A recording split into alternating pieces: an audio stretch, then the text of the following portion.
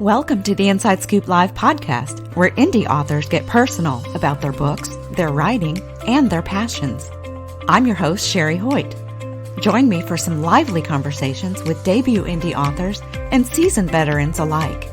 It's a great place to find your next amazing read or even get inspired. So sit back and enjoy the show and let me know what you think. Well, hi everyone. Dean Blankinship joins the show today to talk about his debut book, Looking Inwards for a Better Life. The book is about looking inward and going past the superficial to find your purpose. And before we get started, here's the inside scoop on the author. Dalton Dean Blankinship is from Oklahoma and graduated with a bachelor's degree in Nutritional Sciences, along with a master's in Health and Human Performance, Health Promotions. He used mostly his life lessons and experience to write his book. To say what was a labor of love is an understatement, and what author can't say that? It is a sign of the marathon that is writing. And you can learn more about Dean and his work at hopesanddean.com. Well, hi, Dean. Welcome to Inside Scoop Live. Thank you for having me. It's a pleasure. Yeah, absolutely. So I'm looking forward to learning a little more about your book. Why don't you start off by telling us a little bit about maybe the core message and what inspired you to write it? Well, the core message is trying to be honest with yourself of what you want, what you need. And I don't think most people know what they want or need, especially these days. There's lots of confusion. And the real reason I wrote it was I did 8 years of college and I can't get a job. Yeah. And I keep thinking, well, was it me or was it something else that made me feel that? I keep thinking I set myself up for failure, trying to go off other people's, love or commitment or understanding. I went outside myself, and I'm the only one in this race. And I know a lot of people with the same feelings, and I thought to myself, maybe there's a lot of other situations, like a business, a marriage, a friendship, like anything, what you think, you thought, your reality, when it met reality, it just got knocked out, just got destroyed with, nothing's going to hit you harder than reality. I learned that the hard way. Yeah, so true. So your book just came out recently. When did you actually sit down and decide, I'm going to write a book about this? Well, I was very angry. I mean, I think anybody should be, at myself. And I thought to myself, I remember that quote I put in my first book, every man should plant a tree, write a book, have a child, because it'll outlast you. And I was like, why not? I was also inspired by Miyamoto Musashi, who I heard around my age, was when he wrote his first book, The Book of Five Rings. Yeah, wow. Did you kind of have an idea of what you were going to write about? Tell me a little bit about your process, how it all came to be. Well, I have my degree in health promotions, more of a mental aspect or, motivation and drive. A lot of my stuff was over those subjects and, the details in them. And I thought to myself, I see a lot of people around me and hear about where people don't want to start stuff. There's a lack of risk-taking behavior. And I just want to help people with that if I could, if I really could try, just to throw my hat in the ring and see what happens. Okay, great. So let's kind of dig into what's inside your book a little bit then.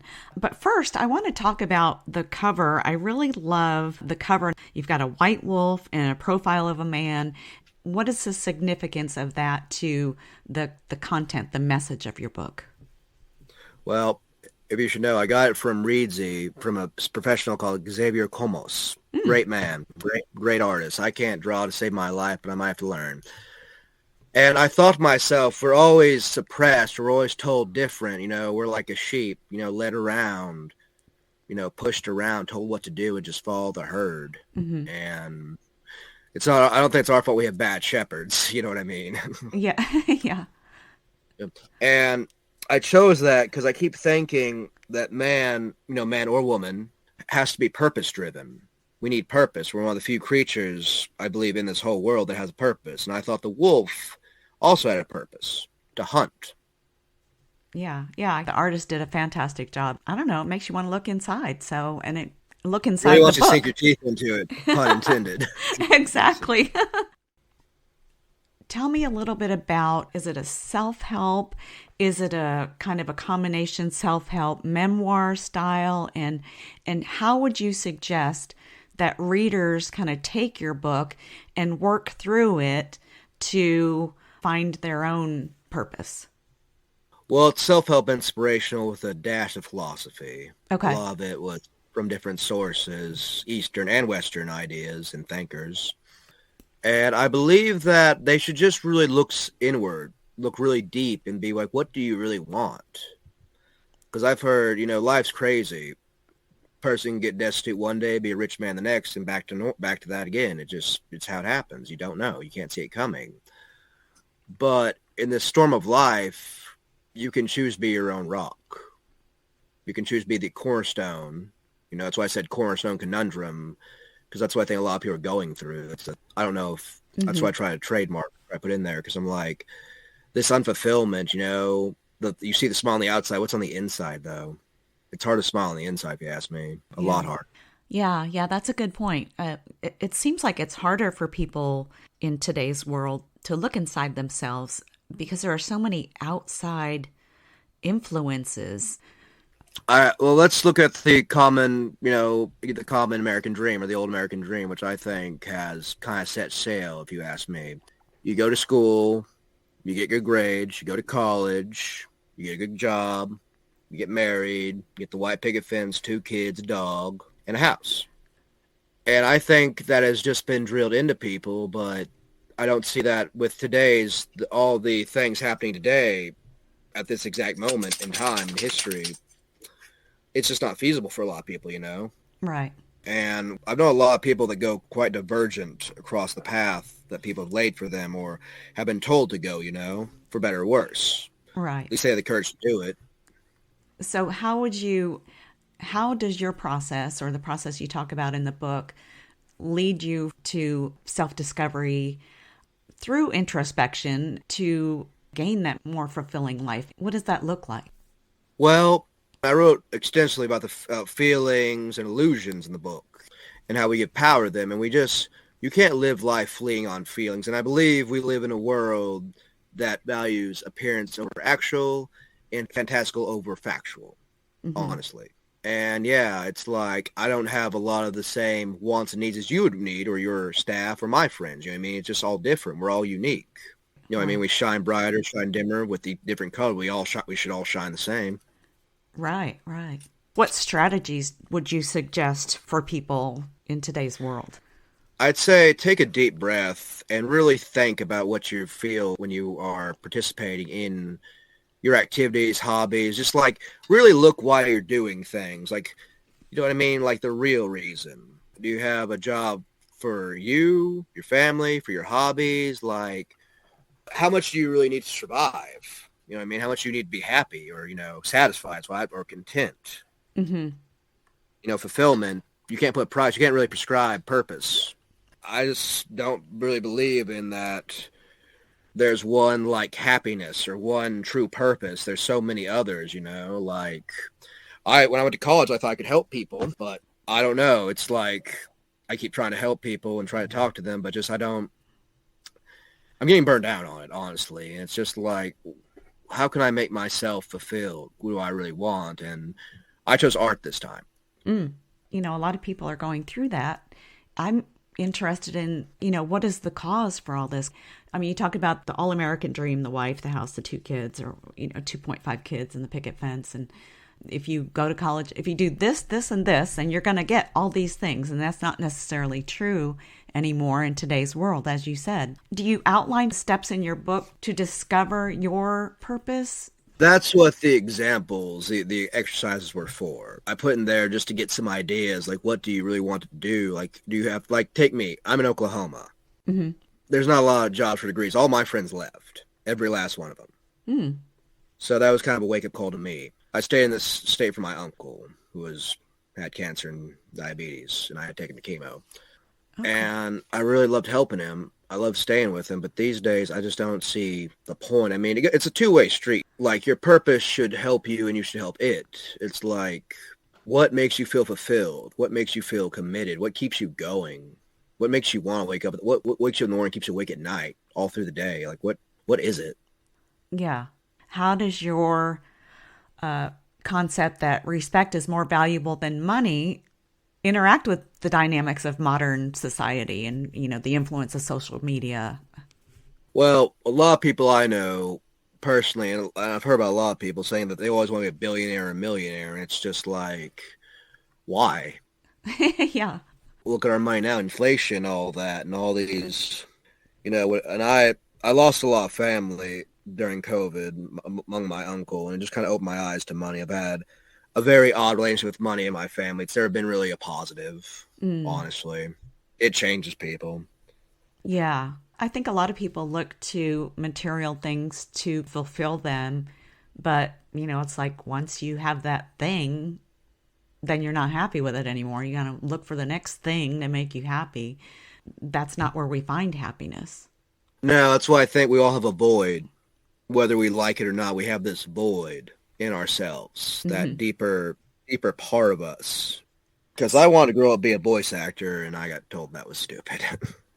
Oh, yeah, that's an interesting choice, which is in high demand with audiobooks and everything's online, everything is digital, which would require, voice actors. So you didn't pursue that because someone told you not to? Yes, it was somebody close to me, very close, who told me it was stupid, and I thought how hard it was to break into the scene, you know what I mean? And just what do I really do? And I thought I love science. I'm good with nutrition. I lost 100 plus pounds by myself after doing some deep study on looking at insulin instead of fat. Insulin is the most anabolic steroid in the human body. And I looked past losing weight to getting control of insulin, like stop drinking pop, eating less bad things, fully up for good things, and just did a whole deep study on it. Got off medicine, went to wrestling for 2 years, tracked for 2 years, and just tacked that fat. Wow, that's amazing. Yes, and that's what got me into, because I'm like, if I could just give somebody this feeling, because obesity's going up. Okay, that's just a fact. Hmm. And other maladies, and I've known family members that have gotten horrible, and friends have gotten horrible just because they didn't take care of themselves. I thought, maybe I could help somebody. Maybe I could just help them. Hmm. Make like add years to their lives and life their years, which is a quote by psychotherapist Max Metzer, who's also a big hero of mine in psychology. And I thought people want to be happy and healthy, but I always hear excuses or I can't do this, I can't do that, and just it just really kind of hurts, Hmm. honestly. Hmm. You're really passionate about helping people, and it's a little frustrating, is kind of what I'm hearing. So, is your book the first step in this? I know you've done other things to help people before. You mentioned your uncle, and but is this book kind of an extension of your way to help people? Well, a lot of people talk about core values these days. I believe one of mine is being kind. It's really non-negotiable. I can't do it. I can't really watch something starve. It's just not in me. And I don't know. A lot of people just think about themselves, about what they want. It's just like I was willing to go out there and be, not a saint, not Mother Teresa 2.0, but just help a few people out. And Oklahoma is one of those unhealthiest states in the country, honestly. You know what I mean? As far as just like physical health or mental health or both, Diabetes, or yeah. both diabetes and all that. I don't know. I just wanted to help that. If I could just lower some numbers down and make some people happy inside and out. Like if you have a happy body, you have a happy mind, and there you go. That's health as wealth. Yeah, yeah, that's true. So I guess it depends on the person and what they're looking for when they go into reading your book. But are there certain practices or mindsets that would really apply to everyone, like as a first step? Well, that's a good question. I'll have the best answer I can. I'll give it to you right now. There's 16 chapters in the book, and the one that took the longest, the one that isn't really a chapter, I'll get that in a minute, is the one on purpose. And there's exercises there like you have to show up. That no matter what's going to happen, you're going to be here. You're going to show up. You're going to get the work done no matter what. Rain, shine, heck or high water. It doesn't matter. And that last one was not me really writing a book. It was me talking to the person as best I could.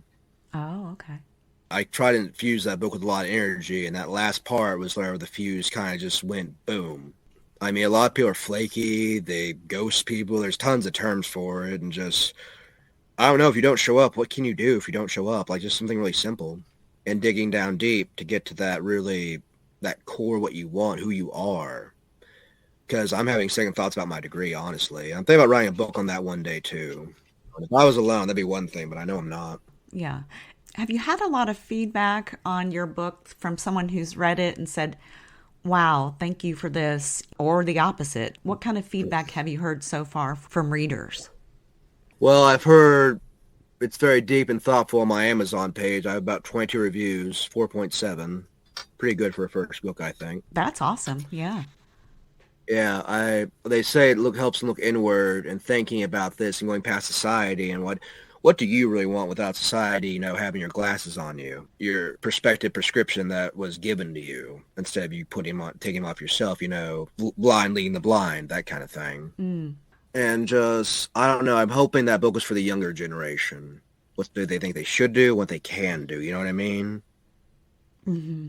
I'm sure there are several elements that contribute to this, but I feel like the younger generation really does have a big challenge. How do you find your true self and then kind of stay true to yourself in our present society? Well, I'd say become alone for a little bit with your thoughts. Get bored.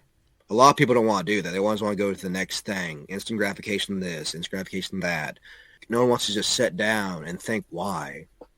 The who, the what, the when, the where, and the how. And just confront yourself. Like, which version of yourself do you want to be? And what does that entail? It takes a lot of time. It takes a lot of effort, and a lot of people don't want to put the effort in. But this book was trying to get a primer for them. Okay. I think the biggest problem, and you touched on it a little bit earlier, is identification. This path is not for everyone. So whether you want to be a scholar or you want to go to a trade school or what, and this is just the work field, it's not even touching on any other aspects of your life. How do you stay true to yourself? I think adding value to anything is a really nice purpose to do. You know what I mean? It's what I was trying to do. Mm-hmm. And not being like a drag, but being like somebody could trust, because that's getting rare these days. I can't commit why. I don't know. I have my theories, but they're very personal. Mm-hmm. And yeah, it goes both ways, the inwards and the outwards, Like you're not feeling unfulfilled. You're not feeling satisfied. You're not feeling, I'm more inquisitive than indictive, you know what I mean? That's how I am as a person. Mm-hmm. And just you. What's about you? You know what I mean? Without all the fluff, all the talk, just looking in the mirror and that deeper reflection of yourself, without all the gunk, all the trash, all the everything else gunkied up with that clear water, getting the reflection back. Yeah. You've got to work towards what you want. If you identify something you want, you've got to work towards it. It's not just going to happen. Yeah. Yes, you're both the chisel and the sculpture. That's what I believe, both ways. Yeah. How do you recommend people stick to their goals once they determine what that is? Make a promise to yourself. Make a promise. Again, promise of purpose. Again, you're going to be there every day, no matter what. No matter what happens, no matter who happens. You're just not going to be shaken. Yeah. That takes work. Yes. Yeah. Yeah. I guess in discussing expectations, realistic expectations, how do you suggest that our readers balance this with their well-being? Well, let me give you an example about the book. I asked a lot of friends for the cover. Personally, asked them what the cover they wanted. They all picked that one, which I thought was good anyway. And none of them read it. Oh, none of them read the book? No, only my cousin and my aunt have read the whole thing, give me decent feedback. Like, my aunt said it had a positive vibe, a really positive vibe. Mm-hmm. And I'd have a hard time dealing with positivity. I mean, just rampant positivity. It should be like a reason, you know what I mean? There should be purpose. There shouldn't be just, oh, you should just smile.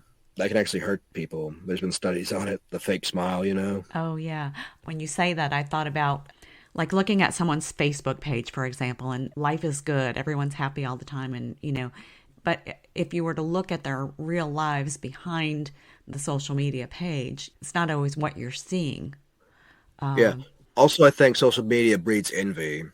honestly. I mean, like I get a better vacation, a better car than this person. I think that's just a consequence of it. You know what I mean? Yeah. Comparison is the heart of jealousy. Yeah.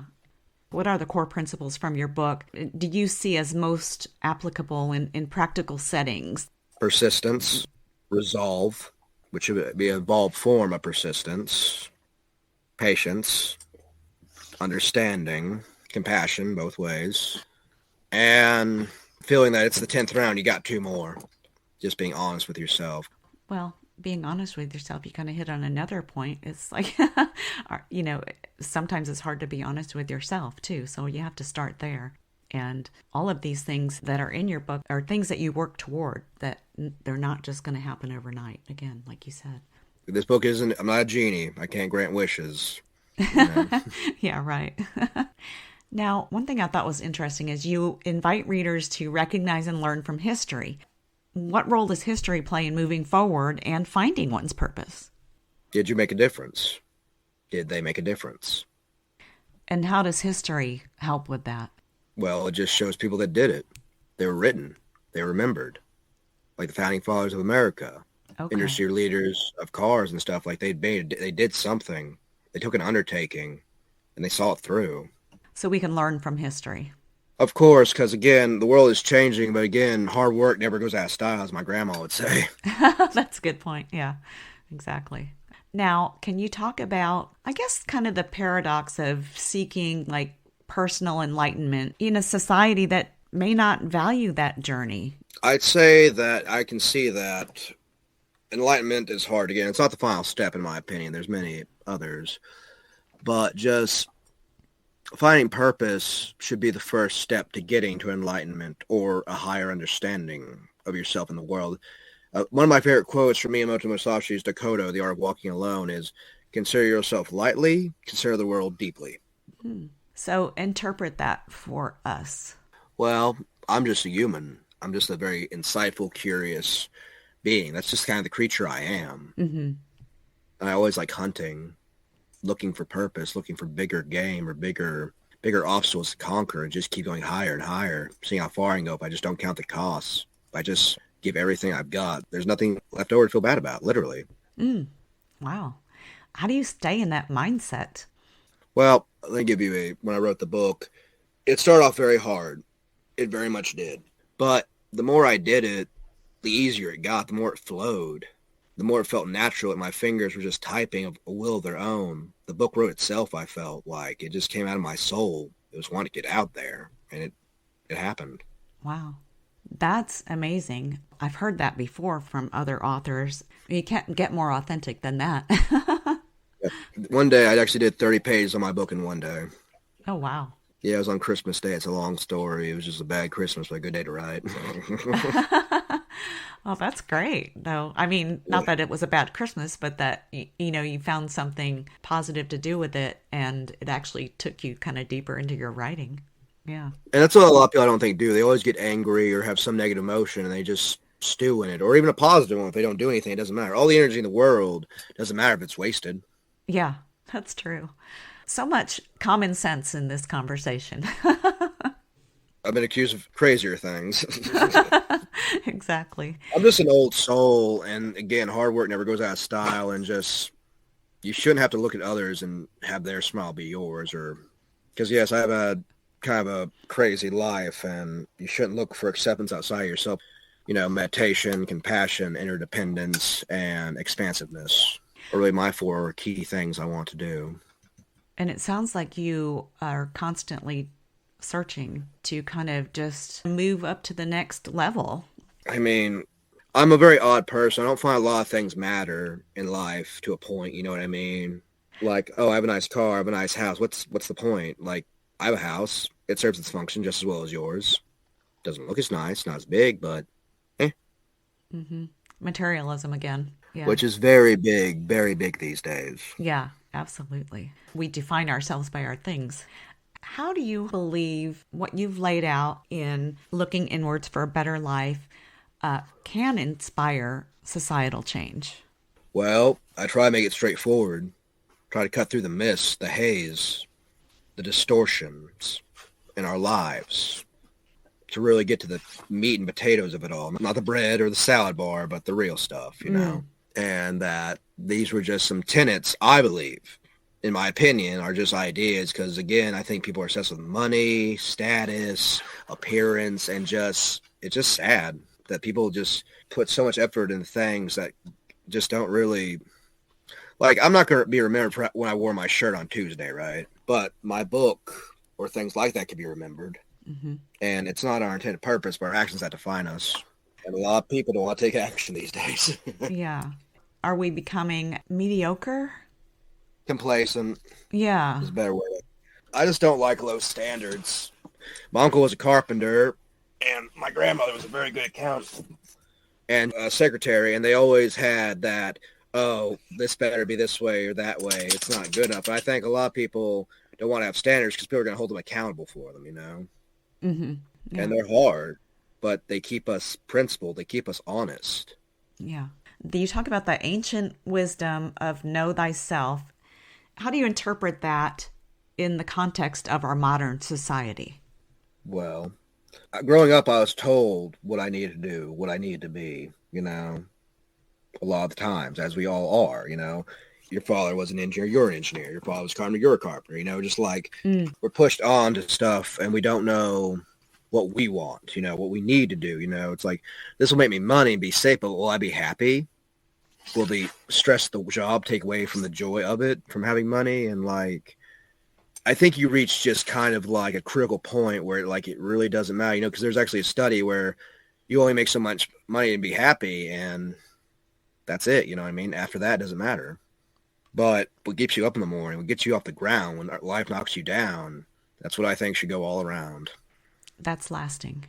Yeah, I don't know if this book will be a bestseller or something, but like the people who read it, they seem to like it. It seemed to help them. They seem to care. Well, I feel like if you write a self-help book and you help even one person, that it's a success. You know? Yes, of course. I guess if there would be like one thing that you hope readers will take away from looking inwards for a better life, what would that be? Well, don't let the infinitesimal keep away from the infinite inside you. We're one of the few creatures that can control our destiny, whether we like it or not. We have to own that. We have to live with it. We make our choices. Okay, so what is next for you as an author? Are you mentioned another book. Tell us a little bit about it.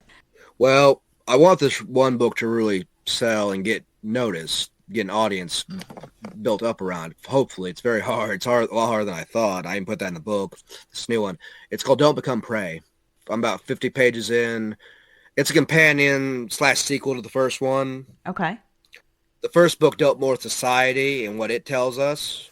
And the second one's more on the individual. I'll give you a few previews. Stay away from passive people.